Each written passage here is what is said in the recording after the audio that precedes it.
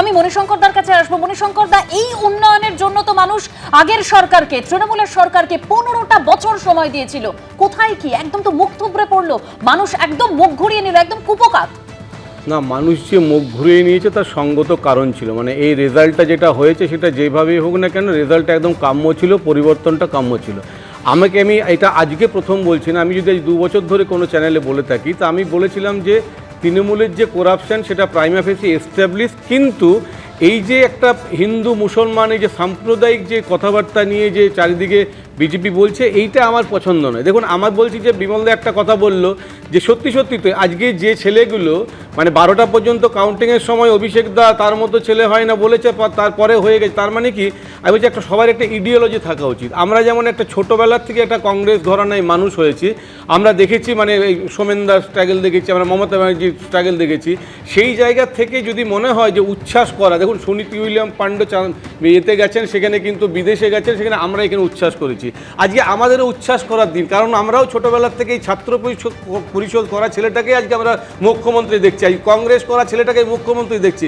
5 বছর বিজেপিতে এসছে, আমার মনে হয় না যে 5 বছরের মধ্যেই তিনি রাজনৈতিক ক্যারিয়ারটা গঠন করেছেন। তিনি রাজনৈতিক ক্যারিয়ারের যে বুদ্ধিমত্তা কীভাবে চলবে সেটা কিন্তু ছাত্র পরিষদ, যুব কংগ্রেস, পরবর্তীকালে তৃণমূল কংগ্রেস, সেখান থেকেই কিন্তু তিনি বিল্ড আপ করেছে। ফলে যারা কংগ্রেস করে, যারা তৃণমূল কংগ্রেস করে, তাদেরও কিন্তু আজকে উচ্ছ্বাসের দিন যে ওই লোকটাই আজকে এখানে মুখ্যমন্ত্রী হয়েছে।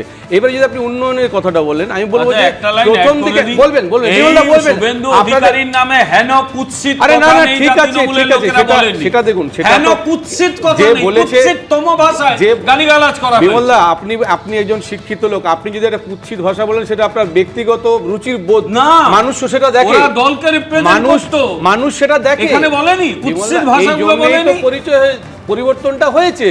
এই কুৎসিত ভাষা বলা, মানুষের কাছে মাথা নুইয়ে কথা না বলা, মানুষকে থ্রেট করা, অসম্মান করা, এই জন্যই তো পরিবর্তনটা হয়েছে।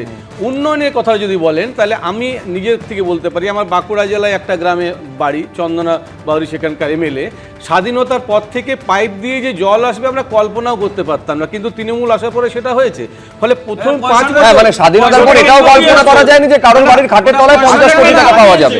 প্রথম 5 বছর কাজ হয়েছে, মানে আচ্ছা, শিক্ষিত মানুষের কথা বললেন মণিশঙ্করদা, এই শিক্ষিত মানুষরা কিভাবে তৃণমূলকে প্রত্যাখ্যান করেছে সেই ছবিটাও আপনাদের সামনে রাখবো, কিন্তু তার আগে আমি এইখানে একটা ছবি দেখাবো যেখানে মুখ্যমন্ত্রী হিসাবে গতকালই আপনারা জানেন যে শুভেন্দু অধিকারী শপথ নিয়েছেন। তারপর কাঁথিতে শুভেন্দু অধিকারী, যারা পাড়ার লোকেরা পরিচিতরা বুবায়দা নামে বেশি চেনেন তাকে ঘিরে উচ্ছ্বাস ছিল চোখে পড়ার মতন। কেউ ব্রোঞ্জের চিতা নিয়ে এসেছেন, কারুর হাতে ছিল রূপোর শাঁখ। এবিপি আনন্দ, এগিয়ে থাকে, এগিয়ে রাখে।